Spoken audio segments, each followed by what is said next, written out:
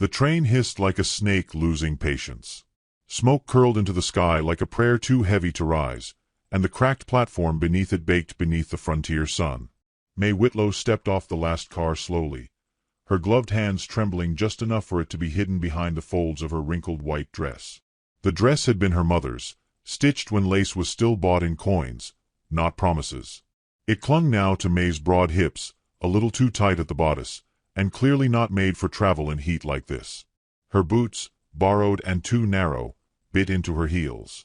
But she held her head high. Around her, the station town of Dry River stirred like it had woken up only to witness a scene it already knew. A few boys swung their legs from the water trough. An older woman shaded her eyes, stared, then looked away quickly.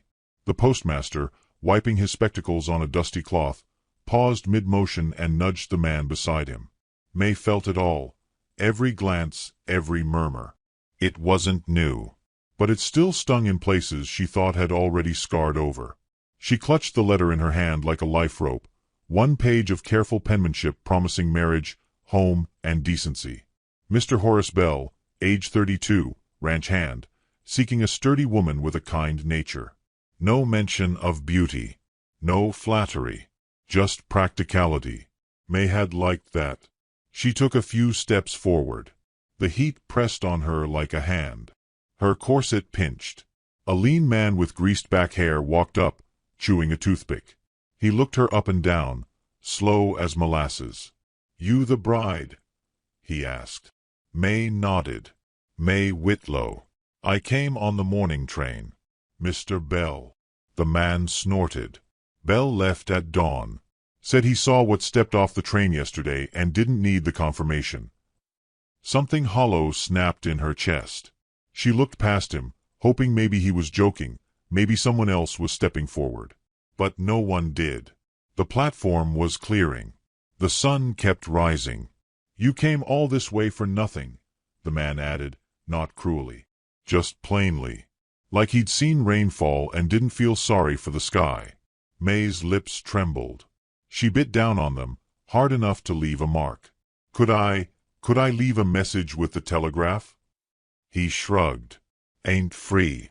She turned, ready to walk to the bench and gather her bag, only to find it tipped over, one strap snapped clean.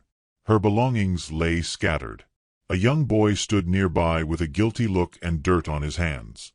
She knelt, silently, began picking up her things, thread, a sewing needle case, a ribbon, her only photograph of Mama.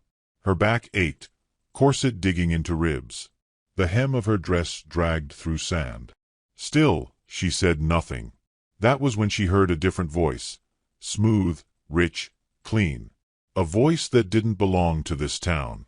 "Let me help you with that." She looked up. The man standing there didn't wear dust. He wore a pale blue shirt tucked into dark, well-fitted trousers, a belt of polished leather, and boots too fine for fence work.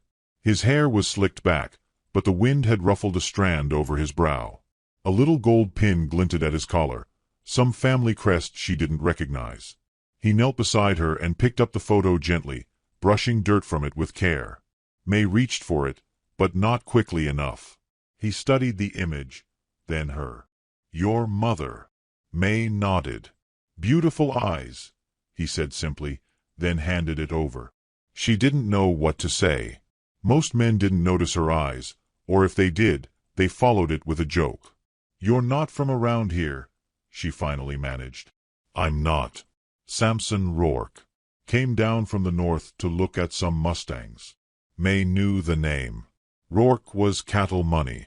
Big. Northern Plains. Land that went on so long you could ride 3 days and not touch fence. She stood, brushing off her skirts. "Well, Mr. Rourke, thank you for the kindness." He smiled, but there was a furrow between his brows. "Did I overhear that your groom backed out?"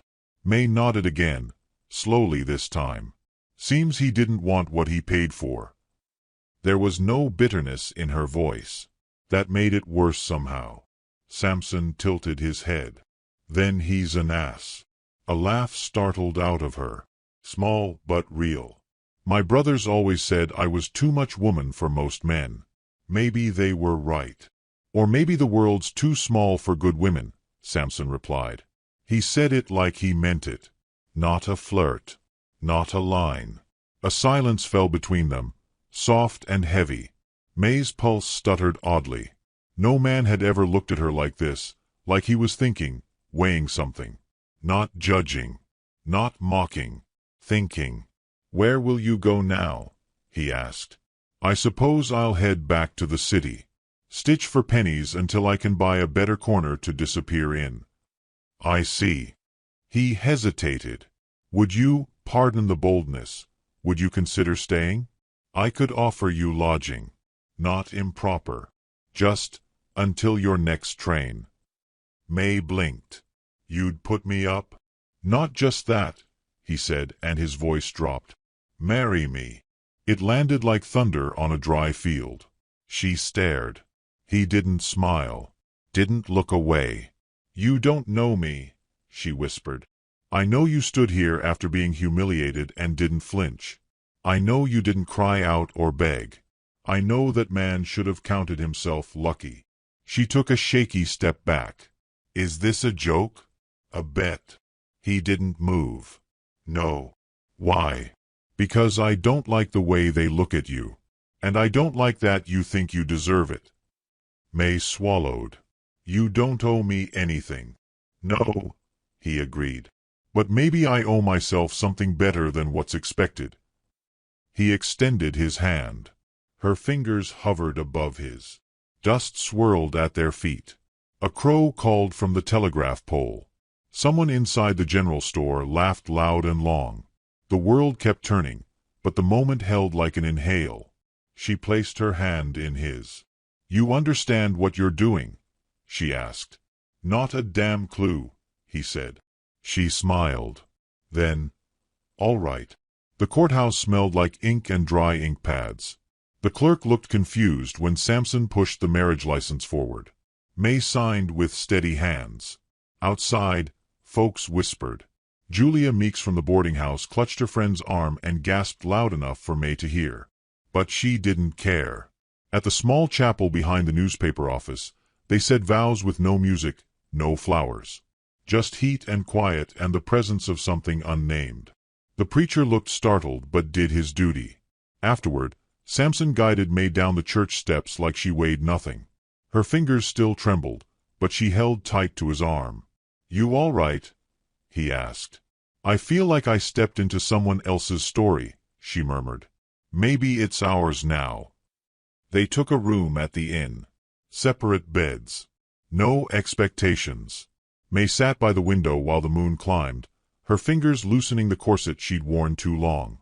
Below, the town kept buzzing, word spreading like wildfire in dry grass. She heard it through the window. The rich boy married her? Maybe he's soft in the head. Maybe she's a witch. May rested her forehead against the cool glass. Her reflection looked back, red-eyed, tired, full of question. She heard the knock at the door. "Come in." Samson entered, holding something in his hands, a wildflower bouquet, small, uneven. "I picked these out back. Thought maybe, first day of marriage, a lady should have flowers." She took them, stunned. He nodded once, shyly. "Good night, May." "Good night, Mr. Rourke." As he turned to go, she said softly, "Thank you." He paused, looked back. "For what?" "For seeing me." He didn't answer, just smiled, and left the door gently open behind him. May held the wildflowers to her chest and exhaled. Her world had been small, narrow, sharp-edged. But today, something had cracked. Something strange and tender had crept in. And for the first time in years, she let herself wonder. What if the story really was hers now? The ride north was long, and the air cooled with every mile they left behind Dry River. May sat stiff in the stagecoach, her fingers tangled in the folds of her lap, while Samson read quietly beside her, thumb pressed to a folded page he never turned.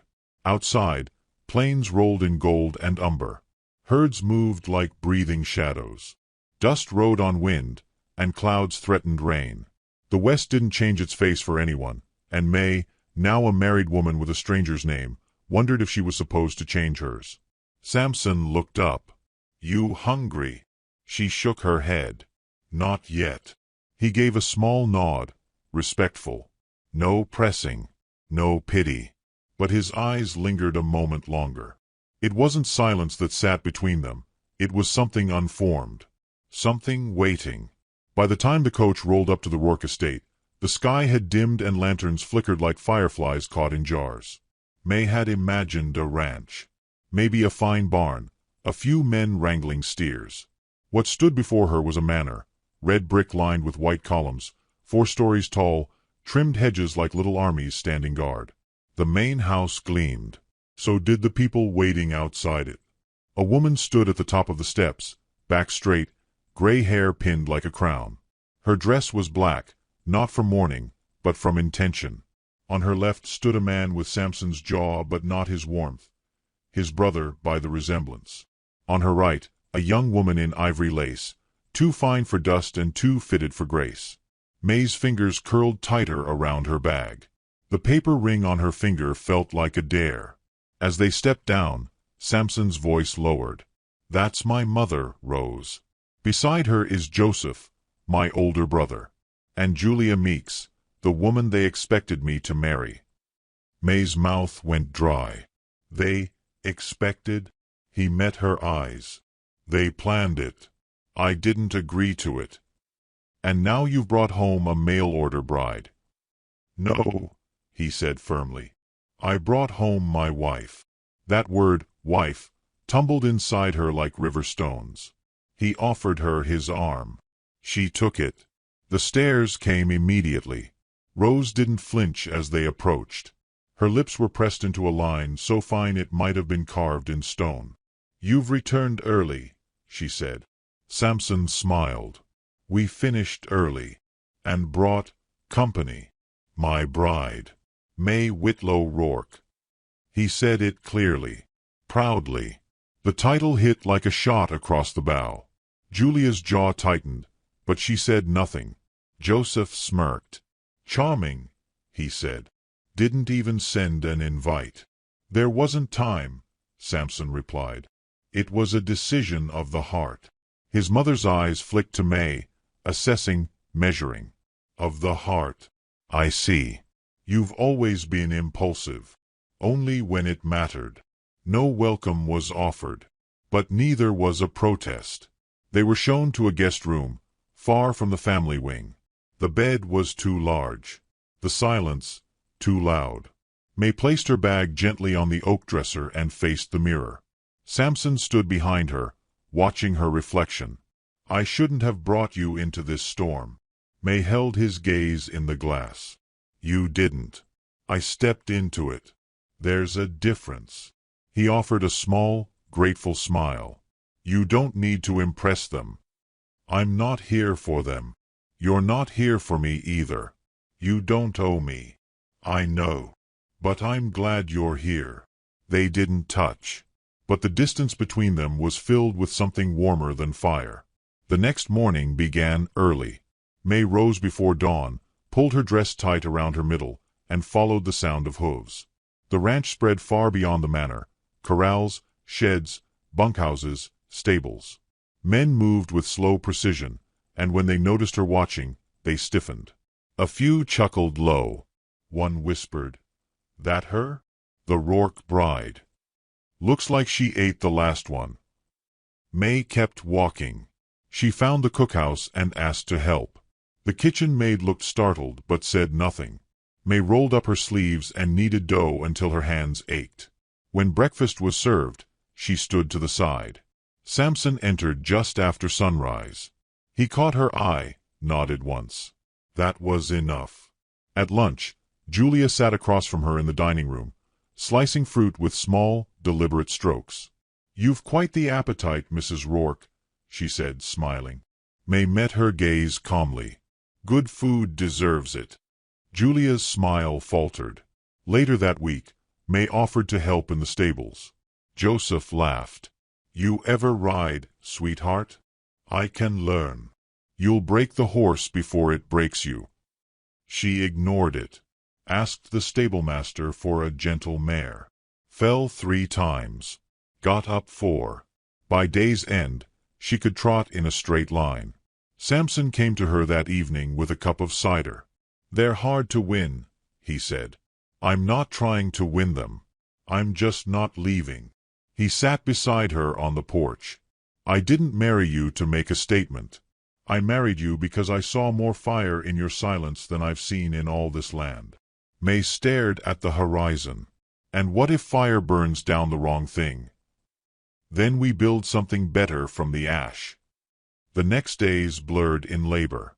May kept her hands busy, feeding chickens, stitching saddle straps, mending torn shirts. The workers began to nod at her. Some even tipped their hats. The cook said she had a gentle way with yeast. But tension grew in the manor. Rose cornered Samson one evening in the study. May heard them from the hall. "She doesn't belong here. She belongs with me. She'll ruin the Rourke name. A woman like that, she'll break it with her weight and her silence. You'd rather I marry for money than for dignity? She's not Rourke stock. She's more Rourke than Joseph ever was." A pause. "Careful, son. Loyalty is one thing. Suicide is another." May stepped away before they noticed her, heart thudding. That night, Samson didn't speak of it. He brought her tea. Asked if her hands hurt from the stitching. She shook her head. He kissed her palm, soft and slow. It felt more intimate than any embrace. The next morning, a stable hand slipped and broke his leg. May ran for the doctor while the others stood stunned. She returned, breathless, red-faced, and furious. "You'd all rather gossip than move," she snapped. "If you're gonna mock the bride, you better not ride slower than her." No one laughed after that. But the powder keg was already lit.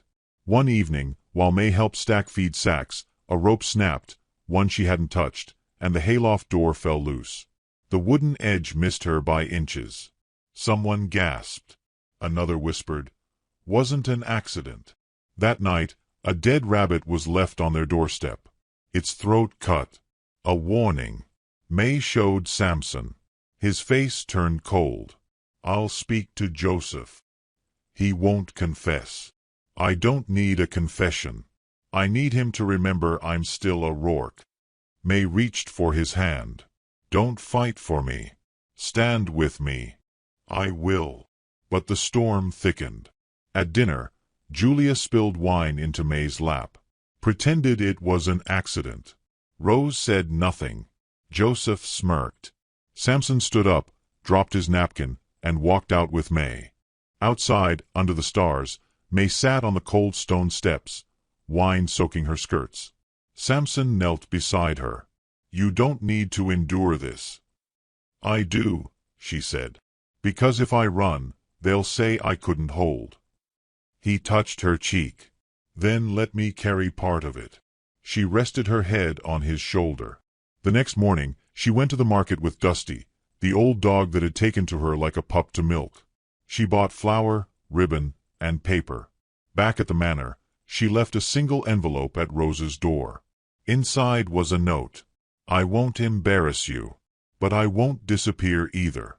I married your son, not your legacy. Please, let me earn my place by actions, not absence." The note wasn't answered. But Rose did nod once when they crossed paths the next day. It was small, but real. Later, Joseph stopped her by the well. "You think you're winning, don't you?" "I think I'm surviving." He leaned in. "You won't last. Not here." She met his eyes. "You're right. But I don't need to last forever. Just long enough to show that I was never the weak one." He didn't smile. That night, May and Samson sat by the fire in the guest parlor. The flames danced. Her fingers laced with his. No paper ring anymore. He'd bought her a small silver band, engraved with a rose. "You know," he said, "my father used to say that weak men fear strong women." May looked at him. "You're not afraid of me?" He kissed her hand. "I think you're the bravest person I know." The fire cracked. Outside, Lightning flashed on the edge of the horizon. Inside, May closed her eyes, let the warmth settle, and whispered, "Then let them come." Because she was ready. And she was not alone. The morning air smelled like sweat and earth. May stood in the stable yard, apron smeared with grain dust, sleeves rolled past her elbows.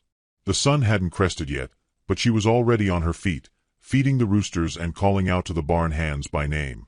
Some still didn't answer, but some did. The rhythm of ranch life had crept into her bones, slow, relentless, heavy with labor. Her hands were tougher now. Her back ached in the evenings, and her thighs burned after every ride.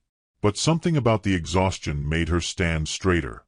One stable boy, Micah, no older than 12, had started following her around like a loyal shadow. "You ever kill a rattler?" he asked as she tossed feed into the trough. "Not yet." He looked disappointed. "My ma did once. With a skillet." May grinned. "Then your ma's a better woman than me." "Yeah," Micah said, nodding. "But you ain't bad." That was the first compliment she'd gotten all week. Later that day, May helped the ranch cook prepare supper for the field workers. She kneaded dough with steady arms, humming an old hymn her mother used to sing while sewing. When she opened the window, the wind carried the scent of horses and dry heat. She closed her eyes for a moment, letting it sweep across her face. Behind her, the cook watched in silence. Then, never met a Rourke woman who'd scrape the pans. May wiped her hands. "I don't scrape for show. I scrape to get it clean." The cook nodded once. "They'll come around. Or they won't. Either way, you'll still be standing." That night, after dinner, Samson led her to the edge of the property where a cluster of trees grew by a narrow stream. He carried a blanket and a lantern. May carried a satchel of bread, cheese, and dried pears. "You ever look up at night and wonder if anyone's thinking of you?" he asked after they'd settled, legs tangled. She rested her head on his shoulder. "Used to. And now I don't have to wonder." He didn't say anything after that. Just took her hand, ran his thumb along the curve of her knuckles, and kissed the scar by her wrist, the one she got when she was 12 and fell into a thicket chasing a runaway chicken. The stars blinked awake. The wind carried the hush of 100 sleeping cattle. And for a while, everything felt quiet and true. But peace doesn't last long on soil soaked in pride and old grudges. The following morning, May saddled a horse and rode with the other hands to the west fields, where the fencing needed mending. They didn't invite her. She simply showed up. Joseph rode ahead, his laughter carried back on the wind. Samson was away on a supply run, and that made the men braver in their mutterings. When they arrived, May picked up a hammer, took hold of the split rail, and began working. No one helped. By mid-morning, her arms were trembling, sweat soaking her bodice. But she didn't stop. One of the hands, Reed, thick-necked and sunburnt, watched her with narrowed eyes. "You're gonna wear yourself out, lady. I've worn out worse." He scoffed, shook his head, but after a while, he moved beside her and nailed the other end. By noon, they'd fixed 3 lengths. When they broke for water, May sat under a tree, fingers blistered. Micah sat beside her and handed her a sugar cube he'd snuck from the kitchen. "You earned this," he said. May took it, tucked it into her cheek like a child savoring candy. Reed cleared his throat from where he stood near the wagon. "Didn't think you'd last the morning." May squinted up at him. "Neither did I." He gave a crooked smile. "Ain't just the dirt in your dress. You've got grit under your nails." That was all. But it stayed with her. Back at the estate, Julia watched from the window as May returned on horseback, her skirt split with sweat and her face streaked with dust. May didn't look at the house. She rode past, straight-backed. Julia turned from the glass, knuckles white. Inside, Rose Rourke waited in the parlor, sipping tea that had long gone cold.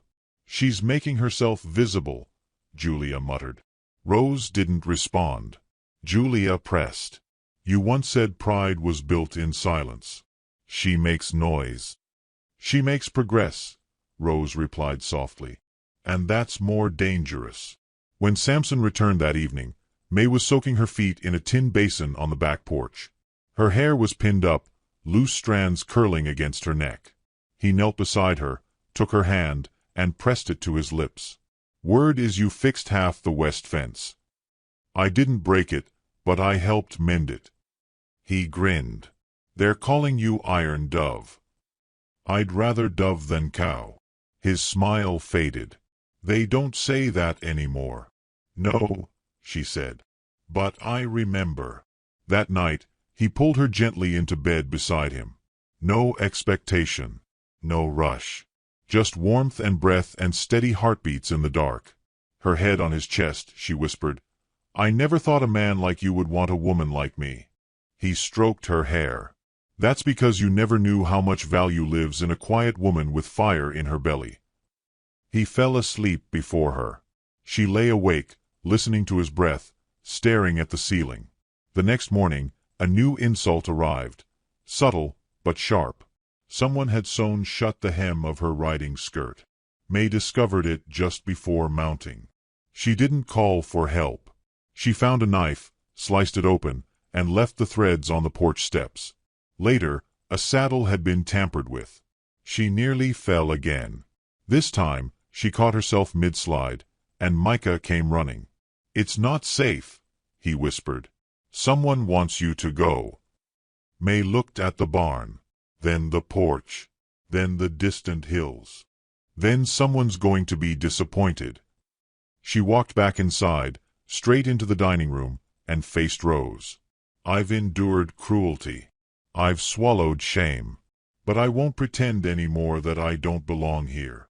Rose set her teacup down carefully. "You've proven you can work. But can you lead?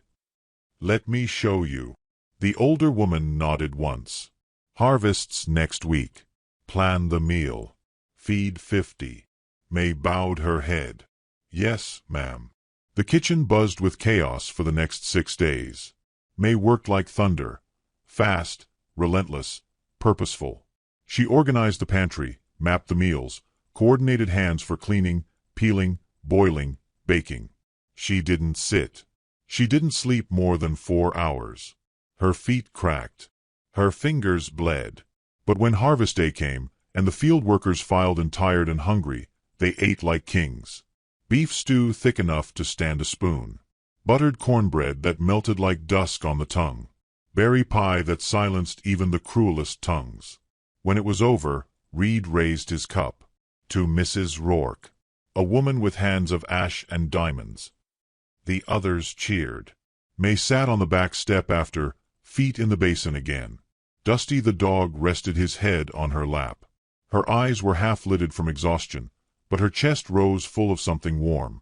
Samson found her there and handed her a small box. Inside was a necklace, silver chain, simple pendant in the shape of a flame. "For your fire," he said. She leaned into his chest. "Thank you." Later that night, Julia burst into Rose's room. "This is madness. She's winning them. Every one." "She's not winning," Rose said. "She's surviving." "But you said." "I said pride is silence. But sometimes pride is also listening. And learning." Julia's face contorted. "She's making a fool of you." "No," Rose said. "She's making a better woman of me." Across the hall, May stood in her room, brushing her hair. She stared at her reflection, not thinner, not different, but fiercer. Stronger. She heard laughter from downstairs. Her name spoken with warmth. A voice in her head whispered, "They're starting to see you." And for the first time in her life, May didn't flinch from her own gaze. She smiled. Because dirt can bury, but it can also grow things. And diamonds are born in pressure. Smoke curled from the edge of the east barn just before dawn. A thin, silver strand, twisting upward like a warning no one wanted to believe. May woke first, coughing. The scent hit her chest like a stone, burnt hay, charred wood, something acrid and unnatural. She threw the covers back and ran barefoot to the window. The horizon glowed orange, a sharp line splitting the morning in two. Samson jolted up beside her.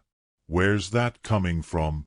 "The barn," May said, already grabbing her boots. "It's on fire." He didn't ask how she knew. He just followed. By the time they reached the barn, the flames had clawed halfway up the sidewalls. The horses inside screamed, hooves slamming against the stalls. A ranch hand stood frozen, eyes wide, bucket dangling from limp fingers. May didn't pause. She shoved him aside, yanked open the gate, and rushed into the smoke. The world inside was chaos, hot, deafening, choking. Wood snapped overhead. Sparks rained like embers from hell. May pulled at latches with shaking hands, kicked at doors that stuck, slapped terrified flanks and shouted over the roar. One mare reared and nearly struck her. She dodged, coughing, eyes streaming. She heard a cry behind her. Micah, trapped near the back corner, under a fallen beam, his leg pinned. His small face was white with soot and terror. May surged forward. "Stay down, Micah." Her hands burned against the splintered wood. It wouldn't budge. Samson arrived seconds later. Together, they lifted the beam, heaved it just enough for May to pull the boy free. She slung him over her shoulder, staggering toward the door as the ceiling began to crackle and buckle. They burst out just as the roof caved in behind them. The crowd outside watched in stunned silence. Reed took the boy from May's arms. Someone shouted for water. Someone else sobbed. May bent over, hands on her knees, coughing until her ribs screamed. Dusty barked and licked her ankle. Samson placed a hand on her back. "You could have died in there." "I didn't." He nodded, jaw tight. "Someone did this on purpose." May already knew. She saw it in the way Joseph stood at the edge of the crowd, arms crossed, too still, eyes calculating. Samson noticed too. He didn't wait. He stalked toward his brother, fists clenched. "What did you do?" Joseph didn't flinch. "You brought weakness into this house." "I cleaned it out." "You lit a barn with children inside." "Only one," Joseph sneered. Shame she dragged the rest out with her. The punch came fast. A crack across the jaw, and Joseph stumbled, blood blooming from his lip. He swung back, missed, then tackled Samson to the dirt. They fought in the open yard, fists thudding, kicks landing with sickening force. The ranch hands circled, unsure whether to intervene. May didn't move. Not until Joseph reached into his boot and pulled a knife. "No!" she shouted. But someone else moved faster, Rose Rourke. She stepped forward, seized Joseph's arm, and slapped the blade from his hand. The sound was sharp and final. "Enough," she said, voice steel. Joseph reeled back, stunned. "You're siding with her?" "I'm siding with honor," Rose said coldly. "And you lost yours the day you tried to burn a woman out of her own name." Joseph looked from face to face. No one backed him. Not even Julia. He spat on the ground, turned, and stalked away. May stood, breath still ragged, legs trembling. Rose approached. "Come with me." May followed her into the house, down the long hall, past portraits of stone-faced ancestors and velvet-lined parlors that suddenly felt less intimidating. In the study, Rose poured tea and gestured for May to sit. "You didn't need to run into that fire," she said. "Yes, I did. You proved your point long ago." "I wasn't proving anything. I was saving a child." Rose set down the teacup. "I used to think legacy was blood. But it's not. It's who stands when everyone else watches." May said nothing. "I gave birth to one coward," Rose said quietly. "But I gained a daughter today." The word struck like thunder, unexpected and heavy. Rose reached into her pocket and placed a key on the table. "This was your father-in-law's wedding gift to me. The kitchen garden, the pantry, the budget for the meals. I'd like you to run it now. With your own hands. In your own way." May touched the key, stunned. "I don't know what to say. You've said everything already, with your grit, your silence, your fire." That night, Samson found May on the porch. Her dress was clean, her hair still damp from a long, quiet bath. The silver flame pendant glowed at her throat. He knelt in front of her. "I married you too fast," he said. May blinked. "That's a strange way to start a love confession." He smiled. "Let me finish. I married you too fast, but I'd marry you again. Slower. With more flowers. With more fireflies. With music. With the whole damn town watching. Not because I need them to see, but because I want the world to know you changed it." She looked down at him. "You're serious." He pulled out a small box. Inside was a ring, real gold this time. A diamond, modest but clear as morning light. "Will you marry me again, May Whitlow Rourke? Not out of necessity, but out of love." Her voice caught. "I thought you'd never ask." They kissed beneath the porch lantern, soft and unhurried, like two people who finally believed the storm had passed. A week later, the whole town gathered under the open sky for the second ceremony. May wore a deep rose-colored dress, one she stitched herself. Her hair was pinned with meadow flowers. Her figure was fuller than any of the lace-thin brides in the pews, but no one saw that anymore. They saw her fire, her fight, her heart. Samson waited at the altar beneath a trellis of oak and twine. He didn't look at the crowd. He looked only at her. Rose stood behind him, proud. Micah carried the rings. Dusty barked at the first notes of the fiddle. They said vows under the same stars where once they'd only shared silence. And when the kiss came, it was thunder and spring rain and sunrise all at once. May opened her eyes afterward and whispered, "Still sure about me?" Samson laughed. "Now more than ever." The celebration lasted long into the night. Bonfires, fiddles, bread warm from the coals, wine passed hand to hand. Julia left quietly halfway through, and no one followed. Joseph never returned. Weeks later, May walked the garden path with Dusty at her side and a hand on her growing belly. The child inside her stirred like the first green shoot through frostbitten soil. Rose sat on the porch, mending a torn apron. Micah read aloud from a newspaper. Inside, Samson laughed with the ranch hands. May paused to take it in. The house. The hills. The hum of a land that once tried to spit her out but now pulsed with the beat of her footsteps. This was hers. Not bought. Not gifted. Claimed. She sat on the steps, one hand cradling her middle. And in that golden light, with a fire-warmed breeze and the scent of bread on the wind, May whispered, "I was never too much. I was always just enough for the right man, in the right time." Dusty barked softly, as if agreeing, and in the distance, church bells rang, not for warning, not for mourning, but for vows made in ash and forged in love. The desert didn't care about tears. Its breath was dry, and its bones were made of sun-bleached rock and forgotten men. Julie Monroe stumbled forward, her bonnet torn, sweat tracing lines through dust on her face. Her sons, Luke and Jonah, clung to her skirt, their 5-year-old bodies trembling from heat and fear, lips cracked and eyes too wide for boys their age. Behind them, a wagon's wheel tracks vanished into wind-blown sand. Her in-laws hadn't even had the decency to slow the horses as they turned away, dust rising like a curtain between betrayal and survival. "Keep walking," Julie whispered, though her own legs felt made of splinters. She adjusted the threadbare shawl around her shoulders and shielded her boys with it as best she could. "There'll be shade soon." There was no shade, only the hard glare of late morning sun, the yawning silence of the plains, and a vulture overhead, circling like it already knew her name. Jonah whimpered, "Mama, I'm thirsty." "I know, sweetheart," she said softly.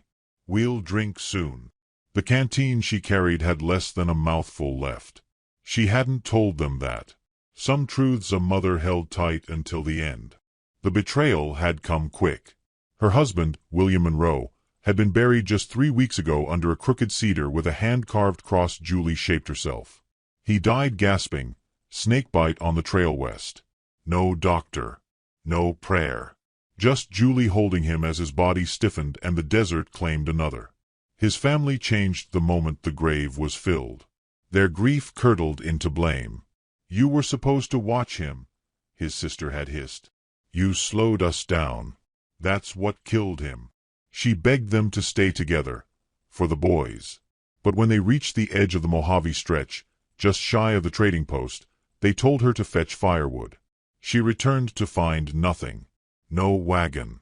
No goodbye. Just her son sitting in the sand with a single canteen, her husband's hat, and a worn Bible. That had been 2 days ago. Now her skin blistered. Her feet bled into her boots. Luke had stopped asking questions. He just walked with his head bowed, holding his brother's hand like it was the only thing tethering him to earth. They passed a coyote's skeleton by mid-afternoon. Julie stopped just long enough to press a kiss to both boys' foreheads and whisper that she loved them. It felt like a goodbye, though she didn't want it to be. She spotted the rocks just before dusk. A low outcrop that looked like a beast's spine half buried in sand. She led the boys there and collapsed beneath the biggest one, pressing their backs to the stone that still held a hint of morning chill. They slept huddled together, and she stayed awake, listening, watching, whispering names into the wind, names of her dead husband, of saints, of anyone who might hear. The desert replied with nothing but stars. At dawn, her eyes burned. The boys stirred. Jonah cried softly, and Luke tried to hush him, but his own voice cracked. Julie reached into the satchel for the last bit of bread, only to find it had crumbled to dust. She clenched her teeth, her hands shaking. Her vision blurred with more than just heat. That's when she saw him. Far off, a figure on horseback, framed by the golden wash of rising sun. At first, she thought it might be a mirage, a trick of her aching mind. But the horse moved. The figure grew larger. A wide-brimmed hat. Shoulders too real for illusion. Julie scrambled to her feet, pulling her boys close, clutching the old rifle slung over her back, her husband's, rusted and barely working. The rider stopped 30 paces away and dismounted. He moved slow, cautious, like a man who didn't want trouble, but had seen enough to expect it. "You hurt?" he called, voice rough as gravel but not unkind. Julie stood firm, even as her knees quivered. "Stay back." He lifted both hands. "Ain't lookin' for trouble, ma'am. Name's Jackson Holt. I got water. You look like you need some." She didn't lower the rifle, but her eyes flicked to the saddlebag he tossed toward her feet. A flask rolled out, full and sealed. Her throat ached just looking at it. "I ain't drinkin' until you do," she said. He nodded once, uncorked a second flask, and drank. Only then did she motion the boys forward. They drank in turns, desperate gulps that made Julie's heart twist. She followed last, each swallow cutting across her parched throat like a blade. Her hands trembled as she wiped their mouths, trying to look stronger than she felt. Jackson crouched a few feet away, arms resting across his knees. He was younger than she expected, maybe 30. A few silver strands at his temple, but mostly sun-darkened skin, stubble, and tired eyes. "Storm took out my trail," he said, watching her cautiously. "Been circlin' since yesterday, lookin' for a marker." "You always carry that much water?" Julie asked, voice rough. "Lost a brother to thirst once. Never again." She considered that, then sat down, slowly, rifle still near. He glanced at the boys. "Yours?" She nodded. "Luke and Jonah. Good names." Julie gave a bitter smile. "Didn't help us much." Jackson's gaze flicked toward the fading tracks. He saw the broken wagon line, the signs of abandonment. "They left you?" he asked. Julie's voice caught. "Family. In-laws. Said I was bad luck. That the boys would suffer if I stayed." "That's a damn lie." Her lip trembled, but she didn't let it show. Jackson stood. "I've got shelter a ways north. Ain't much. But it's roof and fire and maybe stew if the beans ain't spoiled." She looked at her sons, sickly, sunburnt, exhausted. "We don't take charity. This ain't charity. It's survival." They walked together. The boys rode his horse. Julie and Jackson led it on foot, boots crunching through sand. The silence between them wasn't awkward. It was necessary, each word chosen like a step in a minefield. By dusk, the desert cracked open to reveal a narrow arroyo. Tucked beside it was a burned-out cabin, the front blackened but intact. Smoke curled from a crude chimney pipe. Jackson had built a cooking fire before heading out. He led them to the barn. Inside was cleaner, cooler. A stack of blankets. A barrel of rainwater. A wood stove that ticked with heat. Julie settled the boys into hay bedding and bathed their faces with damp cloth. They fell asleep fast, their cheeks pink and their breathing steady. She finally let herself cry when they were snoring. Jackson handed her a cup of lukewarm coffee. "You lost someone too," she said, not a question. He nodded. "Wife. 2 winters ago. Fever took her. I'm sorry." "So am I." She stared into the coffee. "This place yours?" "Used to be. Fire ate the front room. Ain't got the coin to fix it right, but it holds." She looked around. It did. For now. "I can't pay you," she said. "Didn't ask you to." She met his eyes. They were gentle, but wary. Like hers. "I've got sewing hands," she offered. "Know how to trap rabbits, patch boots, and keep kids alive in hell." "That last one's rare," he said with a half-smile. "I'm good for more than pity." Didn't think otherwise. They sat in silence a while. Coyotes howled in the distance. Wind tickled the ash outside. Julie whispered, "If they come back, I'll kill them before I let them take my boys." Jackson nodded. "Then I reckon you're the right kind of mean for this place." She didn't smile, but she looked him in the eye. In the corner of the barn, the boys murmured in sleep. One of them said, "Mama," like it was a hymn. Julie stared at the rafters above, the old scars in the wood, the faint glimmer of moonlight. Her body ached, her heart ached more, but there was something new now. Not hope. Not yet. But maybe a place to stop running. Maybe. The morning air was gentler than the day before, less cruel, though the sun still baked the earth with its slow-burning wrath. Jackson Holt woke early, as he always did, long before the sky ripened with color.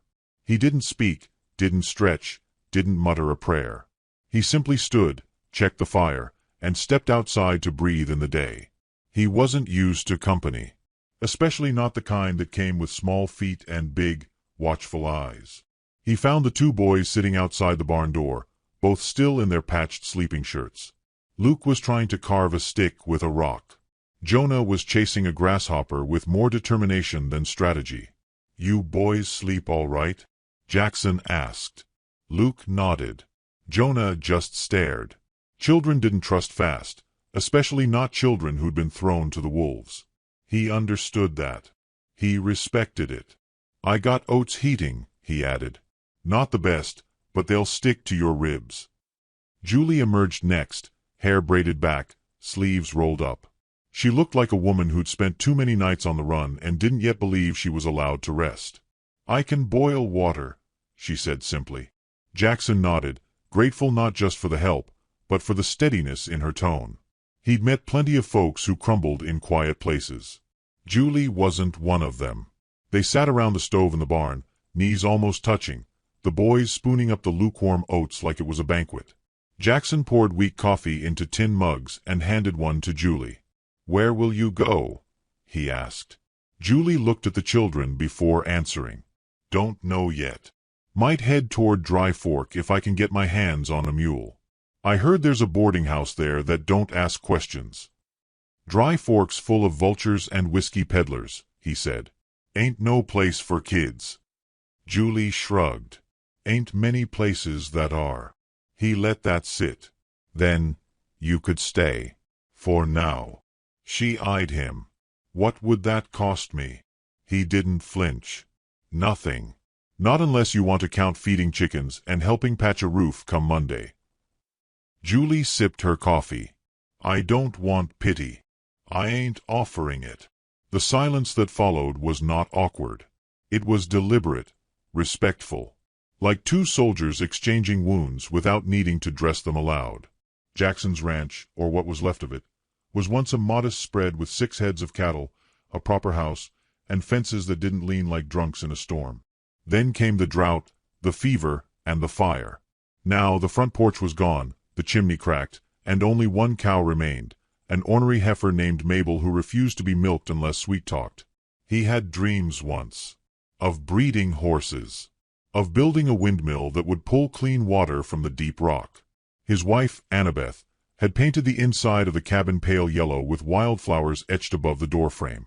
That door burned in the fire. So did most of the memories. Now, he worked the land alone. Or had, until Julie and her sons arrived. They stayed 3 days. On the 4th, Julie started clearing the ash pile beside the cabin.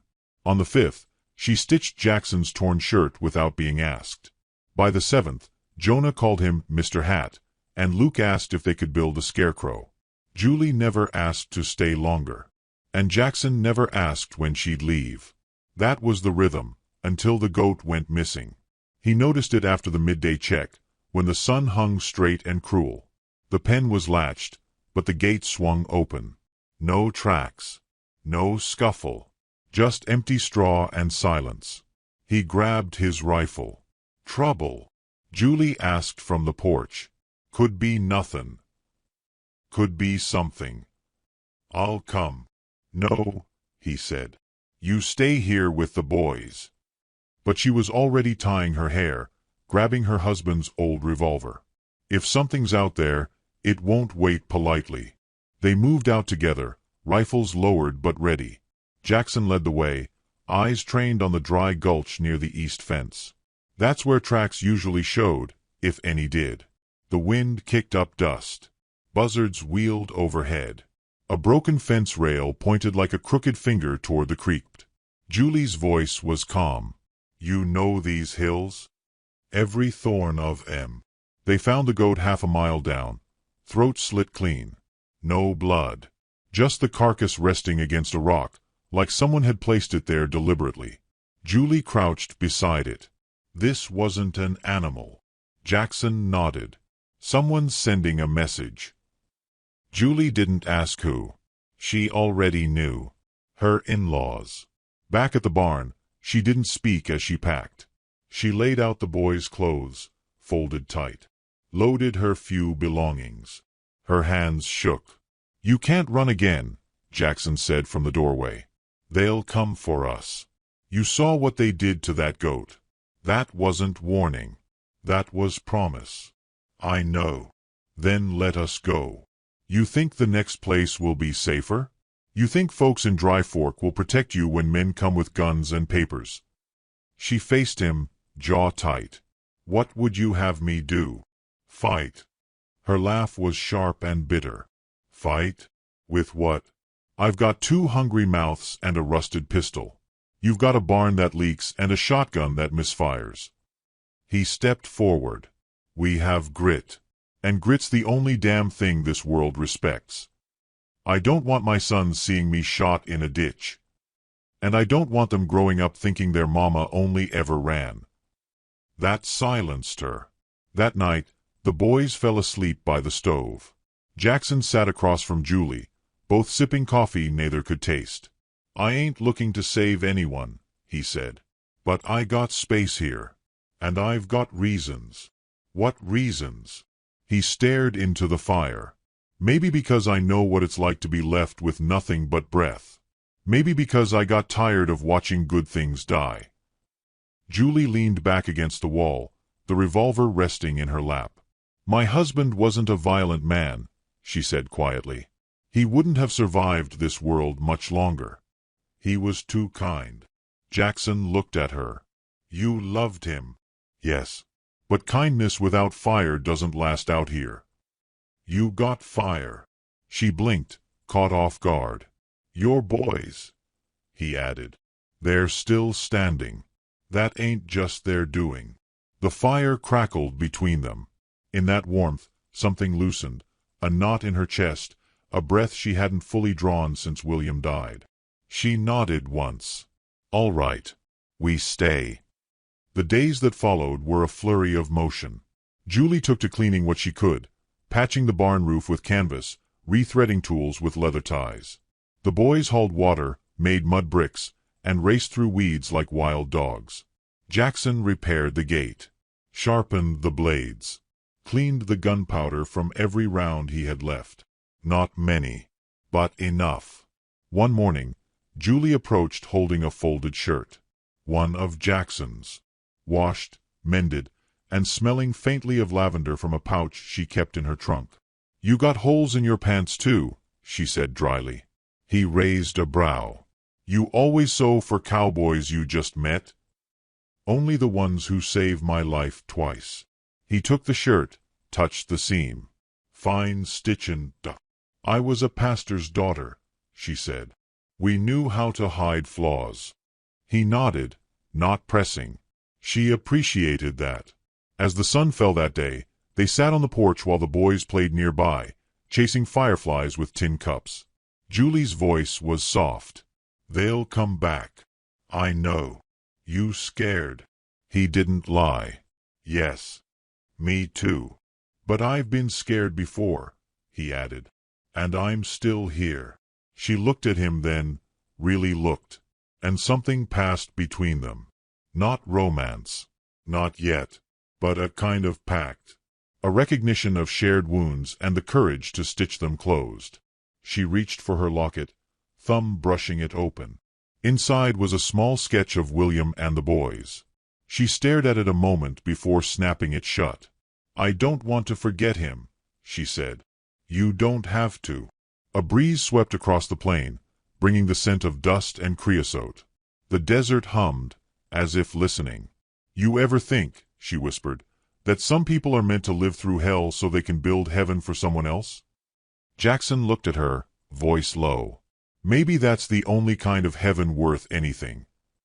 That night, Julie tucked the boys in, kissed their foreheads, then sat beside Jackson in the barn where he was oiling the rifle again. "We'll need more rounds," she said. "I know. I can trade my wedding ring." "You sure? It's just gold now. My future ain't in that circle anymore." He took her hand, not to comfort, not to possess, but to steady. "All right. We'll make it stretch." They sat in quiet for a while. The kind of quiet that wasn't hollow. When she finally rose to sleep, she turned back at the door. "Thank you." "For what?" "For being empty," she said with a ghost of a smile. "But still worth something." The mornings came cooler now, as if the desert had exhaled. But the tension didn't lift with the breeze. Jackson felt it in his bones, an ache that wasn't born of labor, but of waiting. Danger had weight, and it was getting heavier by the day. He stood at the edge of the field, hands resting on the handle of a hoe. Not that much grew, just stubborn sagebrush and a few lines of beans that Julie had nursed into green. Still, he worked the dirt because it gave his muscles something to do while his mind kept vigil. Behind him, laughter floated from the barn. Luke was trying to teach Jonah how to tie a lasso with an old piece of twine. The knots were wrong, the rhythm all off, but the joy was real. And that sound, his land-holding children's laughter again, hit Jackson harder than any bullet. He wiped sweat from his brow and walked toward the smell of baking bread. Julie had the stove going, sleeves rolled up, a bandana wrapped around her head. She moved with quiet confidence, dusting flour across her forearm, kneading rhythmically. The scent of yeast, salt, and warmth filled the barn. "You're up early," she said without looking up. "Couldn't sleep." "I figured. You paced so much last night, I thought you were going to wear a trench in the floor." He chuckled. "Just keeping count." "Of what?" "Shadows." She stopped kneading. Her eyes met his. "You see something?" "No. But I feel it. Like a dog before a storm." She nodded. "Me too." She turned back to the dough, punched it down, and whispered something. Maybe a prayer, maybe a memory. Jackson didn't ask. Julie had a way of speaking to the air, as if the world might listen if her tone was soft enough.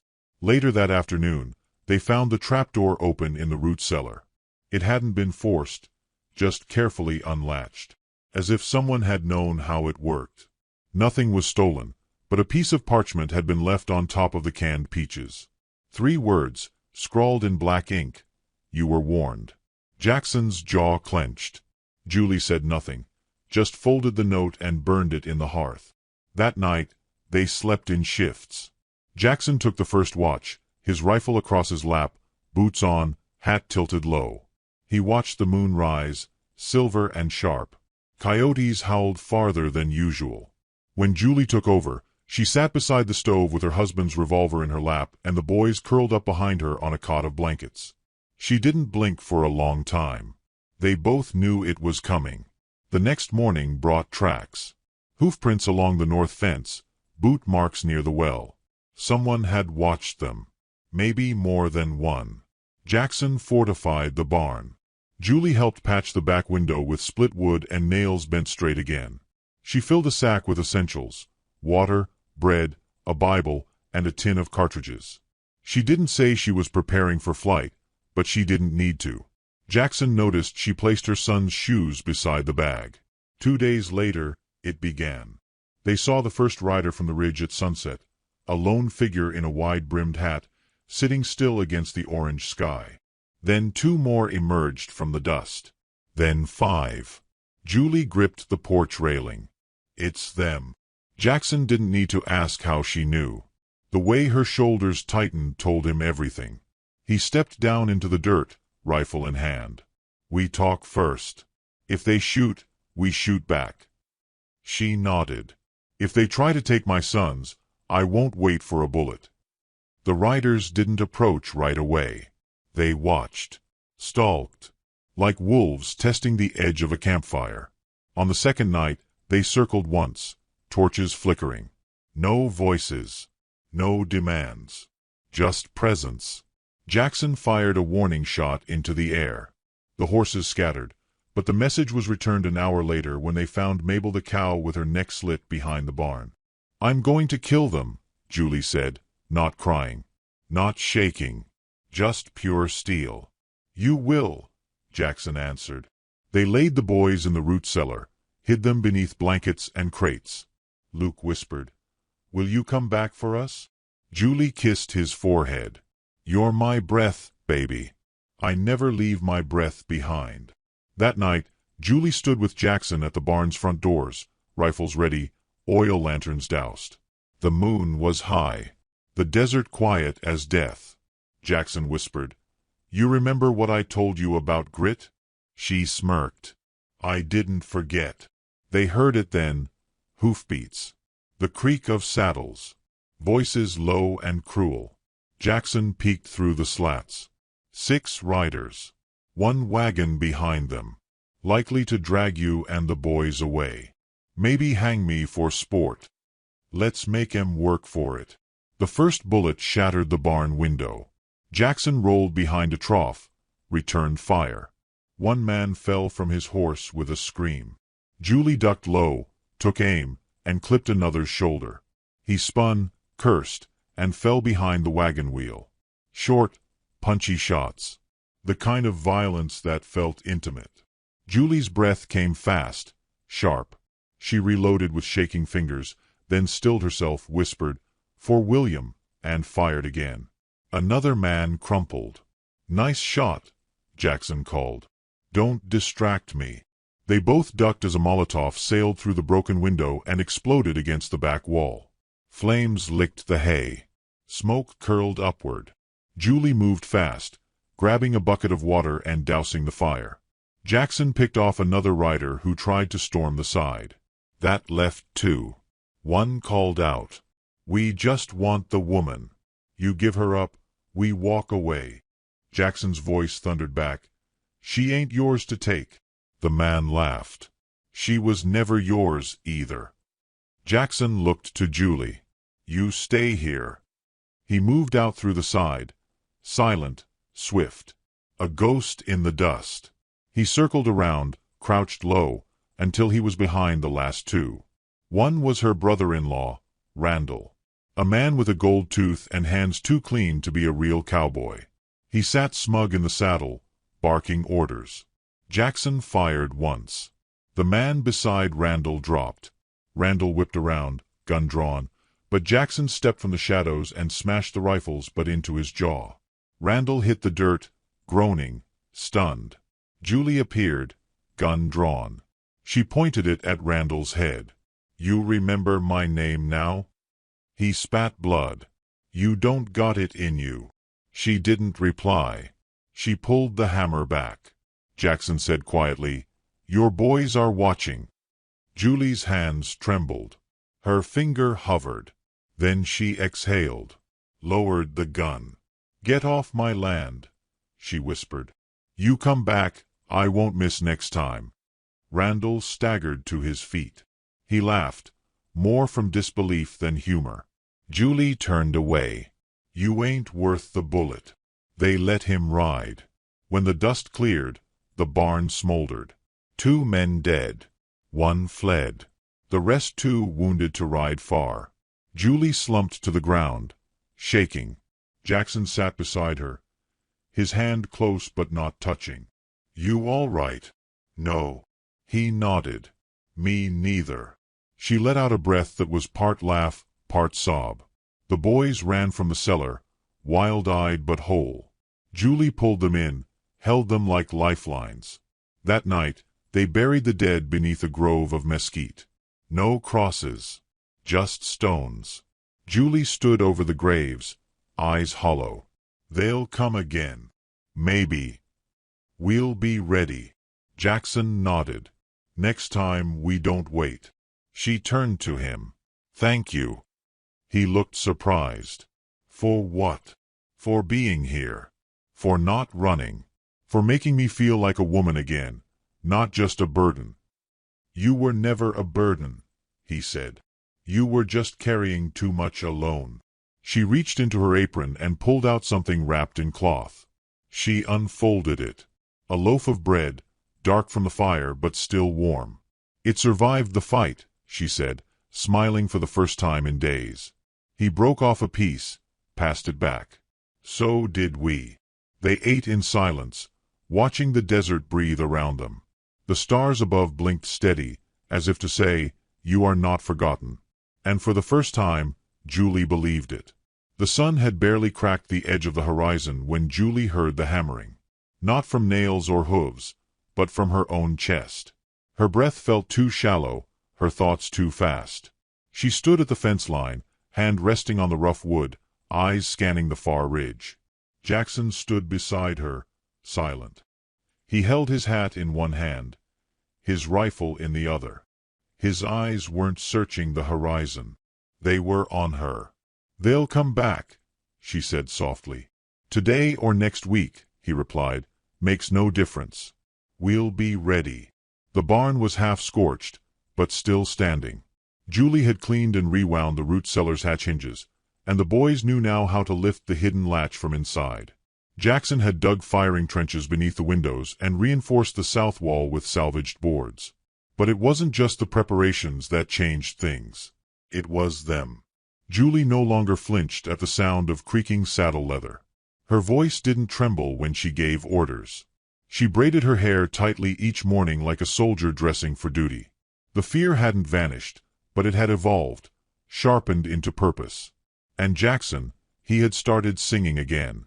Low, half-remembered tunes as he chopped wood or checked the traps. The sound was rough but rooted, like someone unearthing their voice after a long silence. It came mid-morning. Dust rose in the distance, the kind that moved with precision. This wasn't a storm. This was vengeance. And it rode on horseback. Jackson counted them as they emerged. 7 riders. Not all from before. These were different. Mercenaries, maybe. Faces covered in bandanas. Coats too clean. Guns polished. And leading them, Randall. He'd returned with money in his pocket and death in his saddlebag. Julie stiffened, her hand brushing the revolver at her hip. He brought others. He brought cowards, Jackson said. Men who get paid to pull triggers but don't know what they're dying for. The boys were already in the cellar, tucked under quilts with Julie's locket in Luke's hand. She'd told them stories all night, Tales of brave queens and wolf-hearted mothers who guarded their cubs with nothing but teeth and love. Now she'd have to live it. The riders spread out across the property like roaches. One of them called out, voice hoarse, "Last chance, lady. Bring out the boys. Walk away clean." Julie stepped into the open, rifle raised, jaw set. "You want come try." Randall spat into the dust. "You're not worth the bullet I'll put in you." She raised her rifle and fired. The bullet struck the ground near his horse's feet, scattering dust and hooves. That was all the invitation they needed. Gunfire erupted, sharp, echoing cracks that bit into wood and stone. Julie ducked behind the trough. Jackson rolled beneath the wagon, aimed upward, and took out the first rider clean. The man fell back with a grunt, his body tumbling like a rag doll. "Left flank!" Julie shouted. Jackson shifted, firing 2 rounds. Another rider fell, screaming. The enemy was better armed this time. One tossed a stick of dynamite toward the barn. Julie's breath caught. "Jackson!" He grabbed the fuse and launched it back toward them. It exploded midair, fire raining down in sparks but no real damage. Still, the blast shook the ground. Smoke thickened the air. Julie moved through it like a wraith, flanking right, eyes peeled for Randall.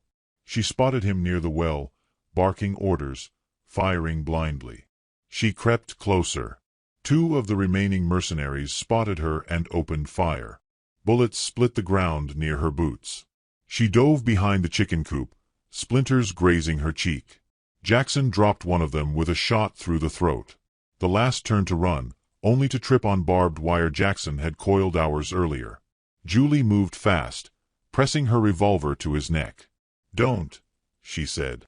"You weren't paid enough to die for a man like him." He looked at her, eyes wide, and nodded. She let him crawl away. That left Randall. Jackson moved toward him from one side. Julie from the other. The dust cleared just enough for Randall to see them both. He smiled. "Didn't think you had it in you, Julie. Look at you.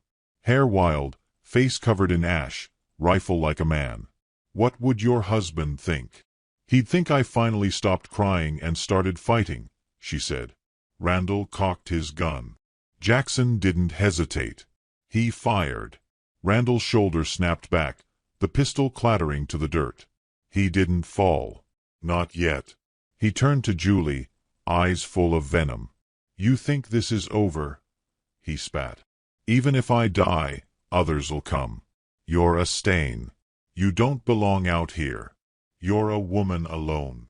"No," Julie said, stepping closer. "I'm not alone." Randall's face twisted.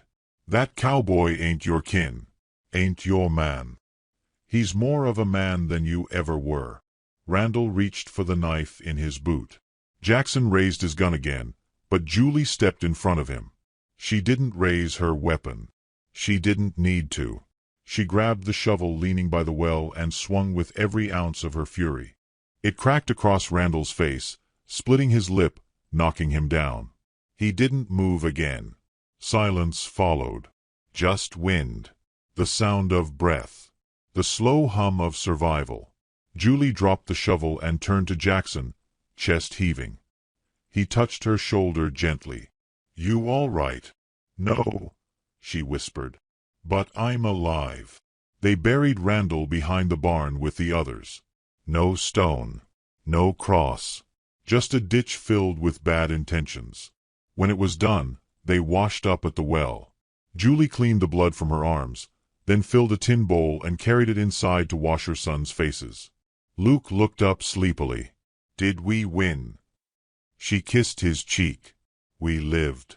"That's better." That night, they lit a single lantern. The barn quiet, fire crackling, the smell of smoke and bread lingering in the rafters. Jackson poured 2 mugs of strong coffee. Julie accepted hers without a word. They sat side by side, backs against the barn wall. "You know," he said, "you never told me what you used to dream about. Before all this." She took a sip. "I wanted a porch swing." A place where I could hear the wind and not worry about who was coming. You've got the wind. She smiled. And someone worth hearing it with. He looked at her then, not with pity, not with curiosity, but with a deep recognition of someone who'd stopped drifting. I'm thinking of rebuilding the house, he said. Proper boards. Real windows. Julie raised a brow. You building it alone? No. She didn't answer, but she leaned her head on his shoulder. In the morning, they walked the land together, her hand resting lightly in his. The boys ran ahead, chasing the chickens that somehow survived every siege. The sky was clear. The dust had settled. They passed the ridge where the riders had first appeared. Jackson stopped and pointed to a tall piece of driftwood. Windmill would fit nice there. Julie nodded. And the porch swing? He smiled. Wherever you want it. Later that week, Jackson carved a wooden plaque and nailed it to the barn. Monroe Holt Ranch. The first thing Julie did was hang her husband's locket on a nail by the door, not as a goodbye, but as a memory honored. She watched the boys chase each other across the yard, the sound of their laughter rising like birdsong. The wind picked up, soft and warm, carrying with it the scent of mesquite, bread, and earth. Julie stood on the porch that wasn't finished yet, hands on her hips. She didn't cry. She didn't tremble. She just breathed deep and whispered, "The desert doesn't bury the brave." And somewhere out in that wild horizon, the land seemed to agree.